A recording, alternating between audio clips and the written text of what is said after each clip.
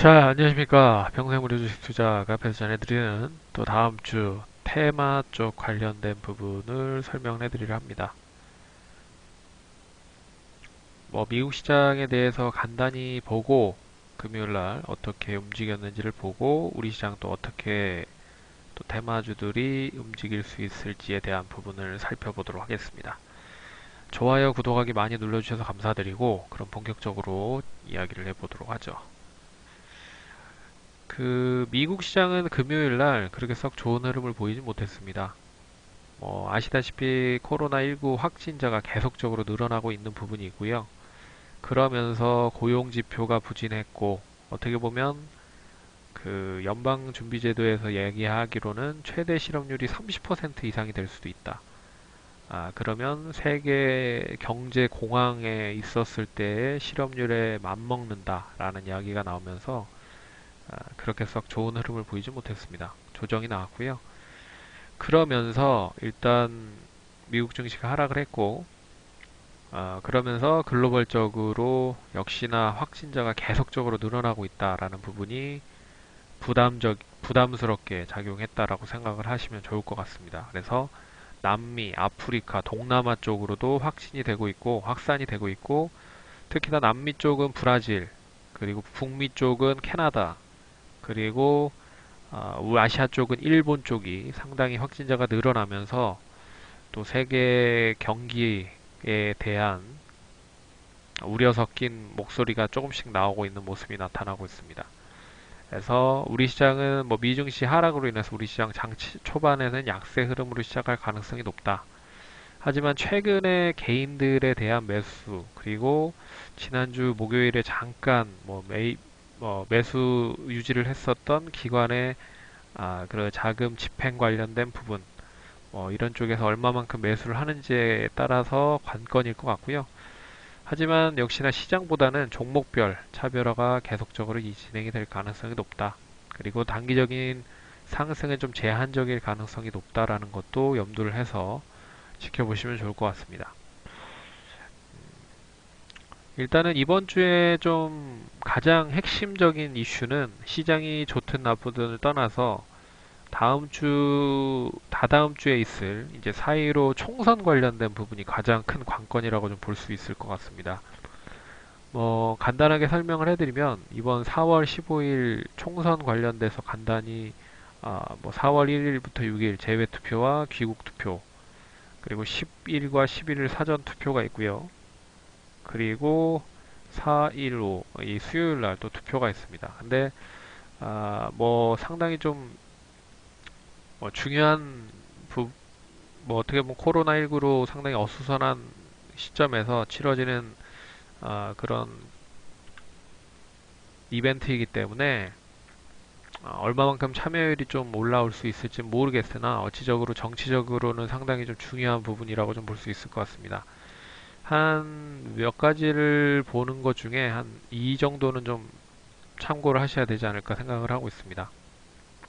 이제 차기 대통령 후보에 대한 이 부분에 있어서 상당히 좀 중요한 그 포인트가 이번 선거라고 좀 볼 수 있기 때문에 이 지금 여당과 야당에서 이제 주요 인사들을 봤을 때 그러면 앞으로 누가 대통령 후보로 좀 발전 가능성이 있겠느냐를 놓고 봤을 때 일단은 그 조금이라도 예전부터 좀 이슈가 됐었던 그런 어, 후보분들을 통해서 일단은 테마주를 좀 잡아놨다라고 생각을 하셔서 여당 쪽에서는 이낙연 전 국무총리 그리고 야당 쪽에서는 황교안 전 국무총리와 그리고 오세훈 전 서울시장 쪽 그리고 국민의당 쪽 안철수 의원은 나오진 않았지만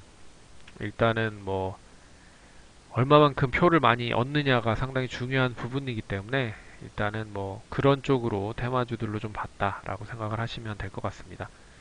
근데 또 공교롭게도 이번 그 종로에 후보로 등장하시는 분이 이낙연 전 총리와 그리고 황교안 전 총리가 이제 맞붙게 됐죠. 종로에서. 그래서 과연 이제 누가 승리를 할 것이냐를 놓고 상당히 좀 귀추가 주목이 되는 부분이 나타나고 있는 부분이고요. 그래서 뭐 야당이 조금 더 많이 의석수를 가져가느냐, 여당이 더 많이 가져가느냐에 따라서 앞으로 이제 문재인 대통령이 더 국정 활동을 하는 데 있어서 힘을 실어줄 수 있느냐, 아니면 또 견제를 할 수 있느냐, 이를 놓고 좀 판단을 할 수 있을 것 같습니다. 근데 뭐 제가 봤을 때도 그렇고 뭐 주요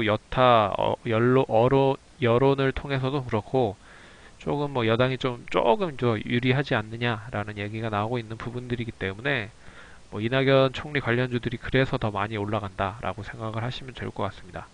하지만 시장이 좀 지지부진한 그런 부분에서 역시나 이런 정치적인 이벤트가 있다는 부분은 상당히 좀 흔히 말하는 테마로 엮여 있는 종목들을 매매하기에는 상당히 좋은 기회라고 좀 볼 수 있는 부분이죠.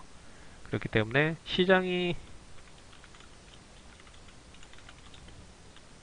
시장이 좋았다면 그렇게 썩 좋은 흐름을 보이지 못했을 수 있다라고 좀 보고 있지만 시장이 최근에 뭐 그렇게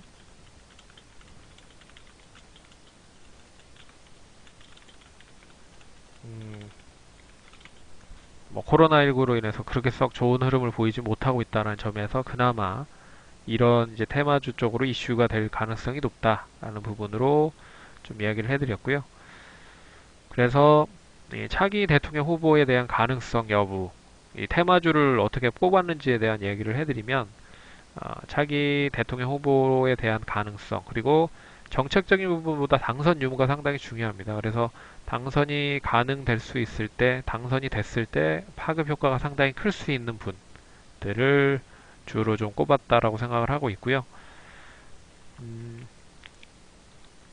그리고 뭐 잘 아시다시피 그 이 테마주들은 인맥, 학연, 지연 뭐 이런 쪽으로 좀 엮여 있는 종목입니다. 그래서 뭐 가치적인 것보다는 이슈적인 부분으로 좀 움직이는 종목들이기 때문에 역시 단기적인 이슈, 이 총선 관련된 부분이 끝나면 수그러들 수밖에 없다. 예, 그렇기 때문에 거의 뭐 4월 15일이나 16일 정도에는 그 정점이 찍어질 가능성이 높다라는 부분으로 그 이벤트를 잡고 계획을 잡고 매매를 하시면 좋을 것 같다라고 생각을 하고 있습니다. 역시나 당선이 가장 유력한 그런 후보분들의 주가가 상당히 좀 많이 올라갈 거다. 좀 이따 차트를 좀 보여드리겠지만, 예. 그래서 첫 번째는 뭐 남선 알미늄, 최근에 가장 핫한 그런 종목들입니다. 근데 역시나 테마주들에 대한 가장 큰 특징적인 부분은 상당히 좀 발빠르게 움직이고 시장과 상관없이 움직이죠. 그렇기 때문에 시총이 작습니다. 예. 그 시가총액이 작다라는 이유는 개인들이 단기적으로 그 매수세가 집중이 돼서 수급이 수급을 불러서 일으켜서 상승을 끌어올릴 수 있다는 거죠. 네, 그렇기 때문에 시총이 상당히 적다. 못해도 한 1000억 정도, 2000억 정도면 뭐 상한가도 갈 수 있는 그런 시세를 보이는 경우가 상당히 많았다. 그래서 테마주들은 시총이 낮은 업체일수록 상당히 급등을 하는 경우를 많이 볼 수 있을 겁니다. 그래서 뭐 남선알미늄, TK케미칼, 대한해운, SM코어, DY, 이월드, 부국철강 뭐 이런 이낙연 전 총리 관련주들이 있고요. 그리고 황교안 전 총리 관련주도 뭐 이렇게 있습니다. 모헨지, 디젠스, 인터엠. 근데 이렇게 지금 종로에 붙기 때문에 이제 누가 되느냐에 따라서 뭐 명암이 좀 엇갈릴 가능성이 높다라고 보고 있고 지금은 현재로서는 이낙연 총리가 좀 더 유리한 것 같습니다. 예. 그리고 오세훈 전 서울시장과 고민정 그 알기로는 부 대변인이죠, 대변인. 예. 청와대 대변인 쪽에 뭐 흔히 말해서 대결이 펼쳐지는데 뭐 고민정 그 대변인은 뭐 이제 처음 하는 거기 때문에 별로 그렇게 그 상징적인 부분만 있는 부분이고요. 예. 차라리 오세훈 서울시장이 더 예전부터 뭐 후보로서 이름을 계속 오르내리는 그런 모습들을 보이고 있기 때문에 차라리 더 힘이 더 실려질 가능성이 높다라고 보고 있습니다. 그리고 안철수 의원 종목들도 이렇게 있다라고 생각을 하시고 대응을 해보시면 좋을 것 같습니다. 종목들을 간단히 좀 보면 일단 우리 그 이낙연 총리 관련주들도 부터 보도록 하겠습니다. 뭐 보시면 아시겠지만 남성알림 최근에 상당히 좀 좋은 흐름들을 보이고 있죠. 역시나 시가총액이 그렇게 높지 않은 종목입니다. 시가총액이 7천억 정도로 되는 상당히 좀 큰 규모의 그런 업체임에도 불구하고 최근에 상당히 좀 좋은 흐름들을 보이고 있는 모습들이 나타나고 있습니다. 어떻게 보면 그 돈이 한쪽으로 몰렸다라고 해도 과언이 아닐 정도로 상당히 좀 좋은 흐름들을 보이고 있다라고 보고 있고,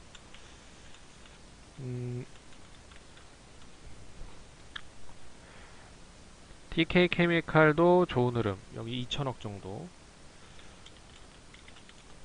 부국철강도 800억 정도 좋은 흐름, 1,800원대 종목이 4,200원을 올라갔으니까 뭐 100%가 넘게 상승을 한 거죠. 예. 뭐 상승률로만 따지면 뭐 부국철강이 제일 가격이 낮은 흐름에서 상승을 했기 때문에 뭐 제일 상승률이 높았다라고 좀 볼 수 있을 것 같습니다. 예. 그리고 최근 이제 고점 부근에 있는 국영지 NM 같은 종목도 어떻게 보면 1,000억 정도밖에 되지 않았기 때문에 뭐 이런 종목들이 한 번 더 시세가 나오면 더 크게 갈 수 있는 종목들이지 않을까라는 생각이 들고요. 최근에 서원도 많이 올랐는데 서원도 1,500억 정도밖에 되지 않습니다. 예. 그렇기 때문에 뭐 이런 종목들, 시가총액이 좀 낮은 종목들, 남선알미늄은 단기적으로 시세가 많이 붙긴 했지만 결국에 추가적인 상승을 하는 데 있어서 자금이 상당히 많이 필요한 부분이기 때문에 역시 7천억을 또 30% 올리는 데 있어서는 9천억까지 또 올려야 되잖아요. 그렇기 때문에 차라리 1,000억에서 1,500억 정도 그런 종목들로 매기가 좀 몰릴 수 있지 않을까 그렇게 좀 보고 있습니다. 반면에 황교안 전 총리 관련된 종목들은 그렇게 썩 좋은 흐름을 보이지 못하고 있습니다. 디젠스 그냥 뭐 바닥에서 기술적 반등을 다른 업체들 하는 정도만 그렇게 올라가는 흐름들을 보이고 있다라고 생각을 하면 될 것 같고요. 그리고 오세훈 전 서울시장 쪽 관련된 종목들도 그렇게 썩 좋은 흐름을 보이진 뭐 못하고 있습니다. 그냥 기술적 반등 정도? 반등 정도 흐름을 보이고 있다. 왜 그러냐면 이 두 후보들 모두 여론조사에서 뭐 그렇게 우위를 점치고 있지 못하기 때문에 결국에는 좀 주가 흐름도 좀 지지부진한 그런 흐름을 보이고 있는 게 아닌가라는 생각을 좀 해볼 수 있을 것 같네요. 그리고 안철수 의원 같은 경우에도 어떻게 보면은 그 지금 이제 국민의당으로 나오긴 했지만 아, 예전에 있었던 당을 이제 합해서 뭐 유승민 의원과 합해서 했을 때 그런 시너지 효과가 좀 나올 수 있을 거라고 기대를 했는데 되레 그 당을 새로 만들었죠. 새로 만들었고 그러니까 무에서 유를 다시 창조하려고 하고 있기 때문에 너무 기득권 기반이 좀 크지 않다라는 게 상당히 약점인 것 같고 얼마만큼 좀 흔히 말해서 표를 많이 얻을지는 좀 지켜봐야겠지만 뭐 쉽지는 않지는 않을까라는 생각이 듭니다. 예. 그래서 주가 자체도 그렇게 썩 좋은 흐름을 보이지 못하고 그냥 기술적 반등 정도 흐름을 보이고 있다라고 생각을 하시면 될 것 같습니다. 그렇게 좀 보고 있고요. 그래서 종목들이 전반적으로 그 이낙연 전 총리 관련된 종목들이 제일 강한 흐름들을 보이고 있다. 그래서 그 관련된 종목들로 다시 매기가 좀 더 몰릴 수 있지 않을까라고 보고 있지만 시장이 그렇게 만만한 건 아닌 것 같습니다. 지금 시점이. 그렇기 때문에 더 이런 쪽으로 매기가 좀 몰리고 있다라는 부분으로 보시면 좋을 것 같고, 다음 주에 거의 피크, 다다음 주 어차피 그 선거이기 때문에 다음 주가 종목들이 상당히 좀 종목 나름대로 피크 흐름을 좀 볼 수 있지 않을까. 그렇게 좀 보고 있어서 뭐 위기와 기회는 같이 공존하는 거니까 잘 참고하셔서 매매를 하시면 좋을 것 같습니다. 그러면 성공 투자하시고 화이팅 하시고요. 그리고 장중 진단, 그리고 주식 질문 카톡방이 또 있고요. 그리고 실시간 투자 정보와 찌라시, 텔레그램을 이용을 하시면 됩니다. 그리고 추가 자료는 여기 카페를 통해서 다 첨부를 해놓고 있기 때문에 참고를 하시면 되고요. 그러면 경청해 주셔서 감사드리고 다음에 또 뵙겠습니다. 감사합니다.